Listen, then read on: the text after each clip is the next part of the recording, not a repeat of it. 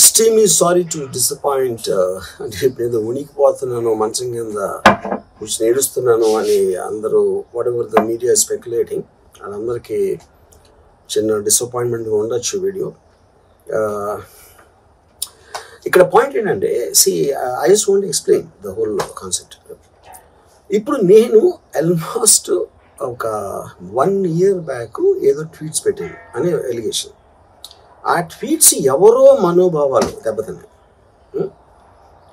ఇక్కడ విచిత్రం ఏంటంటే 1 year బ్యాక్ పెట్టిన ట్వీట్స్ 4 డిఫరెంట్ ప్లేసెస్లో 4 డిఫరెంట్ జ్యూరిస్డిక్షన్స్లో 4గురికి ఒకే 3-4 రోజుల వ్యవధిలో వాళ్ళ మనోభావాలు దెబ్బతిన్నాయి. వాళ్ళు ఆ పరంగా కంప్లైంట్ ఇవ్వడం, కేసులు పెట్టడం జరిగింది.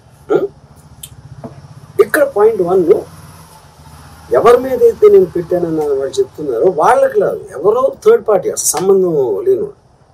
ఆ కాంటెక్స్ట్లో అసలు ఈ కేసు ఎలాగా ఈ సెక్షన్స్ ఎలా వర్తిస్తాయి అనేది అప్పుడు ఆబ్వియస్గా నాకు వచ్చే అనుమానం కానీ నాకు కానీ నా మనుషులు కానీ ఇది ఒక పర్సిక్యూషన్ చేయటానికి ఒక పద్ధతి ప్రకారం ఉన్న అలౌబుల్ లాస్ని వాడుతున్నారా, లేకపోతే ఇప్పుడు వరల్డ్ ఓవర్ ఒక ఫినామినా ఏం జరుగుతుందంటే పొలిటికల్ పార్టీస్ వాళ్ళు they are weaponising the systems of the police. అది అమెరికాలో జరుగుతుంది, యూరోప్లో జరుగుతుంది, ఎక్కడో జరుగుతుంది.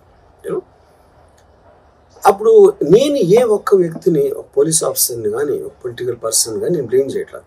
I think it happens in a certain ఒక ఏమంటుందని ఒక వే.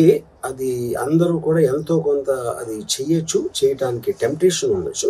But eventually there is the law of the land which will take the final call. So అది that I completely agree, believe in that and I abide by that as a citizen.